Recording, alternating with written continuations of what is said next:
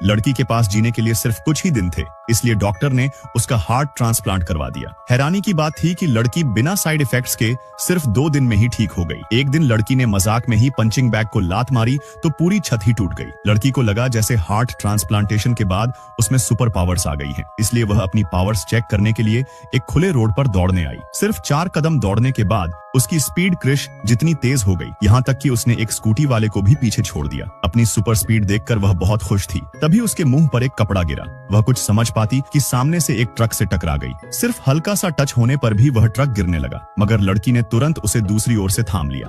किसी लड़के ने उसकी वीडियो बनाकर YouTube पर डाल दी थी, जो दुनिया भर के लोगों ने देखी, मगर कोई भी नहीं जानता था कि वह सुपर गर्ल कौन है। अगले दिन वह फिर से रोड पर दौड़ने पहुंची ताकि अपनी शक्तियों को कंट्रोल करना सीख पाए। तभी उस लड़के ने फिर से रिकॉर्डिंग करनी चाहिए, मगर इस बार लड़की ने उसे देख लिया। वह भागने ही वाला था, मगर लड़की के मजबूत शिकंजों से खुद को छुड़ाना मुश्किल था। लड़की ने देखा कि उस लड़के के हाथ पर भी वही टैटू है जो सुपर पावर रखने की निशानी है। इसलिए लड़की ने सॉरी बोलकर उसके लिए एक ठंडी कॉफी खरीदी और उसे अपनी सुपर पावर दिखाने को बोला। लड़के ने सिर्फ एक ही घूंट में कॉफी पी ली। तभी उसने एक लंबी सांस लेकर फूंक मारी तो पूरे शहर में तूफान आ गया। यही थी उसकी सुपर पावर। लड़के ने कहा कि हमारे जैसे 4 और लोग हैं जिनकी बॉडी पर यह टैटू बना है, इसलिए हमें उन 4 सुपर हीरोज को ढूंढना होगा। तभी उन्हें एक महिला मिली जिसने कुछ हफ्ते पहले ऑर्गन ट्रांसप्लांट करवाया था। उसके हाथ चेक करने पर उन्हें कोई भी टैटू नहीं मिला। जब वह अपनी चीजें उठाने के लिए झुकी तो उसकी कमर पर भी वही टैटू बना हुआ था, इसलिए दोनों उसे एक कैफे ले गए। मगर हैरानी की बात थी कि उस महिला को अभी तक अपनी पावर के बारे में पता नहीं था। तभी दूर खड़े एक लड़के ने चुटकी बजाई और वहाँ की लाइट्स अजीब तरह से जलने लगी। यही था चौथा सुपर हीरो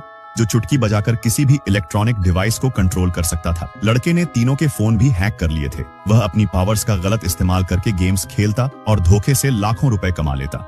एक आदमी लाल रंग के फोन बूथ में जाता है। उसे जरा भी अंदाजा नहीं होता कि उसके पीछे लोहे का दरवाजा धीरे धीरे बंद हो चुका है। वह फोन करने के लिए सिक्का डालता है, लेकिन फोन खराब होता है, कॉल नहीं लगती और उसका पैसा भी चला जाता है। वह थोड़ा झुंझला जाता है और बाहर निकलने की कोशिश करता है, लेकिन दरवाजा बिल्कुल नहीं खुलता। उसे लगता है कोई मजाक कर रहा है। तभी तेज धूप उसके ऊपर पड़ने लगती है, पसीना बहने लगता है और वह बेचैन हो जाता है। तभी 2 लोग काम पर जाते हुए वहां से गुजरते हैं। आदमी कांच पर जोर जोर से थपथपाकर मदद मांगता है। आवाज बाहर नहीं जाती, लेकिन इशारों से वे समझ जाते हैं। दोनों बाहर से दरवाजा खींचते हैं और आदमी अंदर से धक्का देता है, लेकिन कुछ नहीं होता। धीरे धीरे वहां भीड़ जमा हो जाती है। लोग तमाशा देखने लगते हैं। दोनों लोग घड़ी देखकर चले जाते हैं। आदमी अब भी मुस्कुराता है। उसे लगता है सब ठीक हो जाएगा। भीड़ बढ़ती जाती है। एक ताकतवर पहलवान आता है, पूरी ताकत से दरवाजा खींचता है, यहाँ तक कि हैंडल टूट जाता है, लेकिन दरवाजा नहीं खुलता। लोग हंसते हैं। पहलवान गुस्से में शरीर से कांच तोड़ने की कोशिश करता है। कई बार कोशिश के बाद भी नाकाम रहता है और शर्मिंदा होकर चला जाता है। फिर एक अनुभवी मिस्त्री आता है, चारों तरफ देखता है, लेकिन कहीं कोई स्क्रू नहीं मिलता। पेचकस से उखाड़ने की कोशिश करता है पर कुछ नहीं होता। आखिर में वह टूटा हैंडल जोड़कर चला जाता है। अब वहां जूते पॉलिश करने वाले, गुब्बारे बेचने वाले और चोरी करने वाले भी आ जाते हैं। एक छोटा सा समाज बन जाता है, लेकिन कोई आदमी को बाहर नहीं निकालता। थककर वह नीचे बैठ जाता है। तभी फायर ब्रिगेड आती है। आदमी को उम्मीद मिलती है, सीढ़ी लगाई जाती है, कांच तोड़ने की तैयारी होती है। तभी फोन बूथ लगाने वाली कंपनी के लोग रोक देते हैं और कहते हैं वे खुद संभाल लेंगे। फायर ब्रिगेड चली जाती है। वे दरवाजा खोलने की बजाय पूरा फोन बूथ जमीन से उखाड़ लेते हैं। आदमी घबरा जाता है। वह चिल्लाता है कि उसका बेटा स्कूल से आने वाला है, लेकिन कोई नहीं सुनता। फोन बूथ को ट्रक पर रख दिया जाता है। लोग तालियां बजाते हैं जैसे कोई शो हो। आदमी समझ जाता है कि उसे बचाया नहीं जा रहा, बल्कि ले जाया जा रहा है। रास्ते में वह देखता है और भी फोन बूथ हैं जिनमें लोग बंद हैं। ट्रक शहर से बाहर सुनसान इलाके की ओर बढ़ता है। लोग हंसते हैं, मदद कोई नहीं करता। एक जगह उसे बास्केटबॉल पकड़े एक छोटा लड़का दिखता है। उसे अपना बेटा याद आ जाता है। वह मन ही मन अलविदा कह देता है। अब उसे समझ आता है यह हादसा नहीं, अपहरण है। आखिरकार ट्रक पहाड़ों के बीच